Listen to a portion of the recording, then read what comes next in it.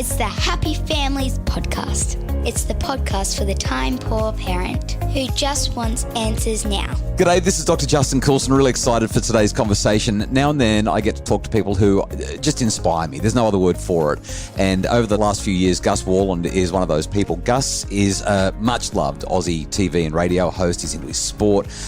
And he's also a passionate advocate for building the mental fitness of all Aussies. Gus is the founder of Gotcha for Life. In fact, Gus participated in our Bringing Up Boys Summit just a few months back and really made a big impact. Got so many emails from people who loved what Gus had to say.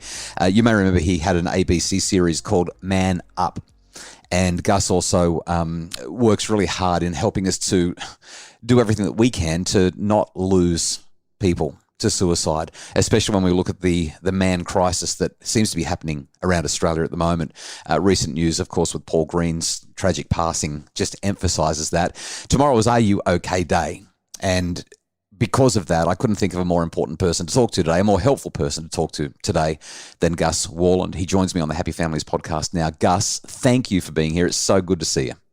It's a pleasure, Doctor. Always a pleasure. I enjoyed the summit very much. I'm glad that people got something out of it. And huge day, Are You OK Day? But only one day in the calendar, isn't it? We've got to make sure we look after each other every day. But it's nice to have a day that we can focus on and get everyone sort of reset, I suppose, to make sure you're looking after the people that are important to you. How are we going with mental health? From the research that you're doing and the work that you're doing in terms of helping to improve the mental health, mental fitness of Australians, what's the feedback you're getting? What are you seeing? Definitely think we're getting better. Long way to go, though. So if I'd like to put it in a sports analogy, we're sort of 40-0 down at half time, but then we score the first try in the second half. You know what I mean? It's an uphill battle because we have to unlearn a lot of stuff that we've been learning all our lives. And then we have to relearn this other stuff, and then we have to practice it, and then we have to feel confident about actually doing it. That's why I like to call it mental fitness. At the moment, we're sort of 15 kilos overweight, and we want to run the New York Marathon in 6 months. So that's where we're at. So we need to get into the gym and work hard, and that means today, everyone that's listening to us right now, it's up to you to make that change. Put the line in the sand and say, you know what, no more. I'm not having anyone around me worrying alone. I'm going to show some vulnerability myself, and I'm going to let people know it's not all fantastic all the time. I'm going to be open and honest with them. I'm going to be human with them, and that way we're going to build a much nicer opportunity to talk about the stuff that's really important. The stuff at the moment we just don't talk about because we've been told all our lives, don't be that whinging bastard that brings everyone down. Well, it's time to tell the people you love what's truly going on between your two ears. Gus, when you look at the things that you've just described, this opening up and talking, it kind of, in some ways, it's the reversal of Are You OK? I mean, we go to somebody and say, Are you OK? And we expect that they're going to open up to us. But what you're really describing is sit down with someone that you know might be struggling and have a conversation with them about how you're struggling. That's what I'm actually hearing you say. Yeah, exactly. People say to me all the time, there's actually a really good example for you and your listeners is one of my mates that we walk every Sunday, and there's about 10 of us. We've known each other since prep school. And one of the guys who I absolutely love, 3 weeks in a row he came. And then on the fourth week, he just said, oh, mate, can I have a chat to you after we had our walk and coffee? And I said, of course, mate. And he said, you know what, the last 3 weeks I've been really struggling and no one's said anything to me. And I said, well, when you turned up and said, g'day, boys, how you going? And we all said, g'day, how are you going? Did you tell us that you're struggling? And he goes, well, no, I just didn't want to sort of bring the group down before we went for a walk. I go, well, this is what I'm talking about mental fitness, is that you've been able to walk into a group of mates that love you and say, you know what, boys, actually, I'm not traveling well. And the reason I'm here this morning is to get your opinion on a few things that are going on in my head, or grab one of us like you are right now with me at the end of the walk and go, God, I had to really sort of fax that in there this morning. I had to really, fake it till I made it. I'm really struggling at the moment. Can we have a talk? That's where I want to get Australians to get to, is where you can actually feel that you can actually walk into a group, put your hand up and say, I need help. Because it's very hard for blokes in particular to pick up other blokes who are struggling. Us blokes are so good at putting on a mask and making out that everything's okay when it isn't. And everyone's so busy and stuff. It's really up to the person that is struggling to have the emotional muscle to go, hey, can you help me? I hosted an event for Surf Life Saving Australia a couple of weekends ago. It was their big national conference, the first one in 3 years because of COVID. And this young 15-year-old boy stuck his hand up, doctor, at the end of my chat, and he said, "Can I ask you a question?" I said, "Of course." And he goes, "If I'm sitting on the beach with my patrol and we see someone in the water and they're in trouble and they put their hand up, all of a sudden there's this process that goes into play. We go in and hopefully we save the guy and we bring him back to the beach and everything's okay. Why don't we put our hand up on the sand? Why don't we put our hand up in the car park of the beach? Why don't we put our hand up at home or at the office to say, I need your help? Why do we need to go to the point where we're really, really desperate before some people put up their hands? And of course, we know a lot of people don't put their hands up at all. I've been so lucky over the last few years to speak to over 2,000 people that have tried to take their life, but they're still with us, thank God. And when I've asked them the question, why, not one of them wanted to die. Not one. But they were all in pain and they were all tired. So if you have pain and tiredness and those combined, and for some people for months and years, then eventually you'll make poor decisions if you're tired and in pain. So that's what we need to get to, doctor, a point where people, if they are starting to get tired, they are starting to be in pain, they stick their hand up to the people they love or to a professional and say, hey, I need your help. That's the bravest, manliest thing you can do. It's not man up, shut up anymore. It's man up, speak up. Gus, there's a couple of things that I want to pull out of what you've just said. The first is my wife, Kylie, recently read a book. It was called like The Boy, the Mole, the Fox and the Horse or something like that. A beautiful adult picture book. And there's this line in the book that says, the question is asked, what's the bravest thing you've ever done? Or what's the bravest thing you've ever said or something like that? And the response from the boy is help.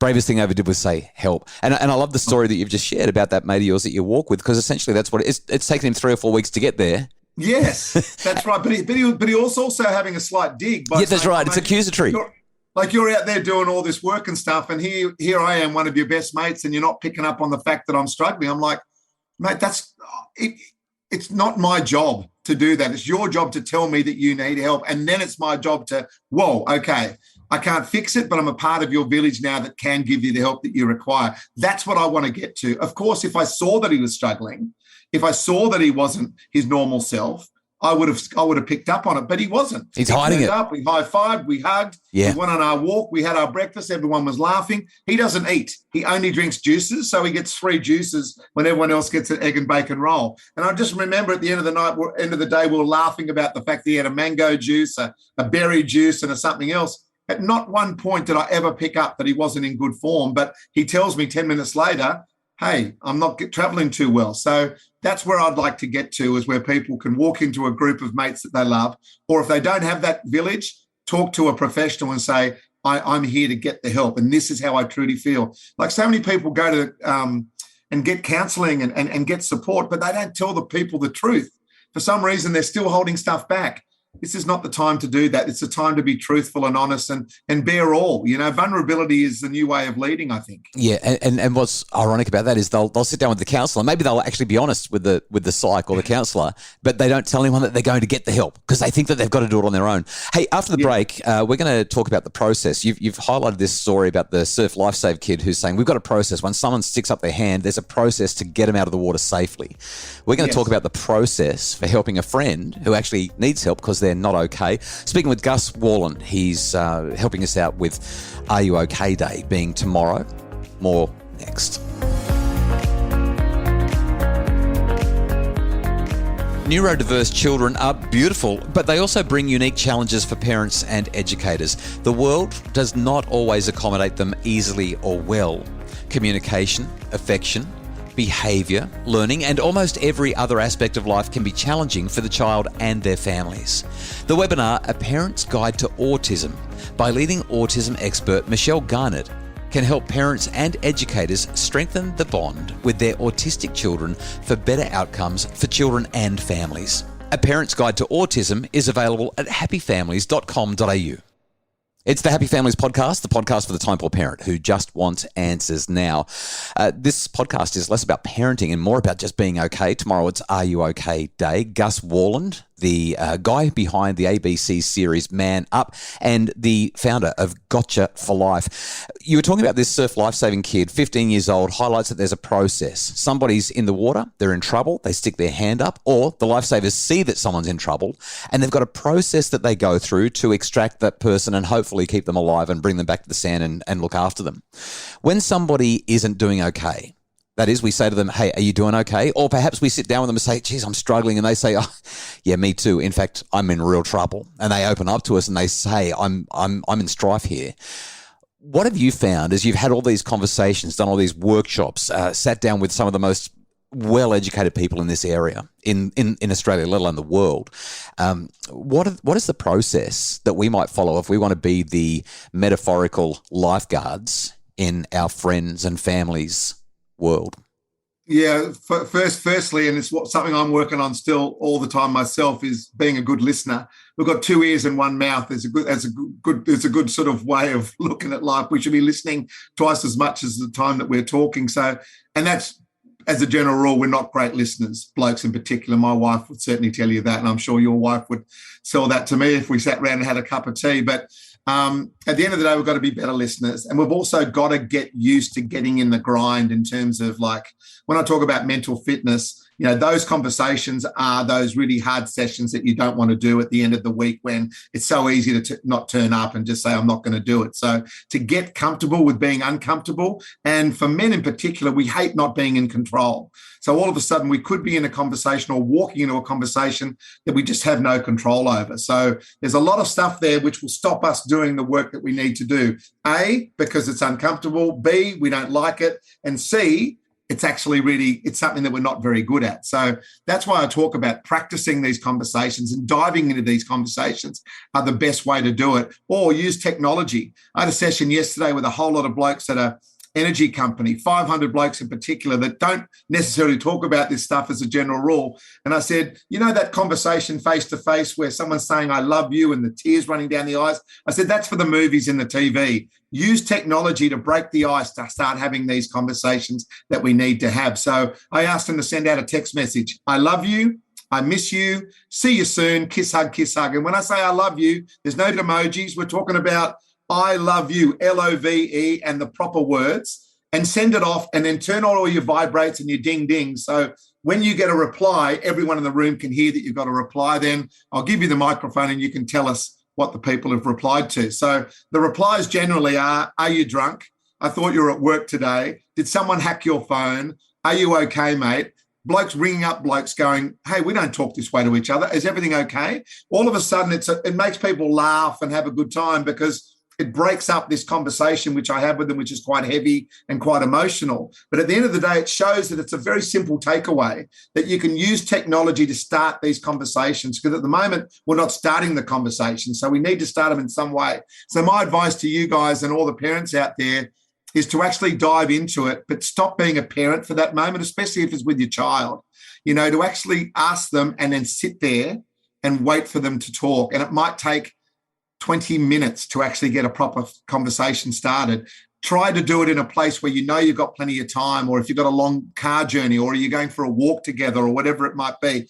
Try not to have it face-to-face initially. Have it shoulder-to-shoulder, which is why exercise in the car ride is such a good idea. But at the moment, no one's having these conversations, or not enough people are having these conversations. So it's more about just diving in and having a crack, but also realising that you haven't got all the answers. You're not there to go, right, okay, thanks for telling me what the problem is. Here's how I'm going to fix it. Because you don't truly know what's truly going on from one conversation. So it's time for you to listen, take it all on board, and actually let your child know in particular that you're now part of their village, which can help them with it. You're not there to fix it, and you're certainly not there for a quick fix. Gus, I can't help but jump in here.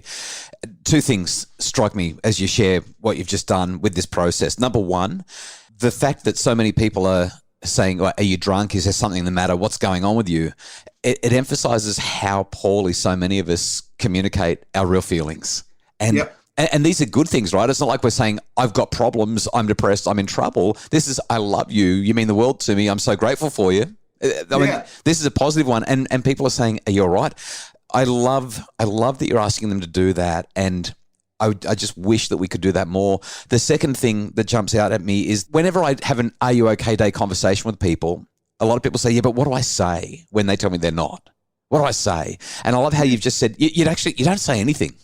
You just listen because you can't fix it. And people don't need fixing. When you try to fix somebody, they internalize that as you think I'm broken. That's why they can't be vulnerable with us. They don't want to be told that they're broken. They've got the answers inside them. They just need that safe space. I love how you've said that.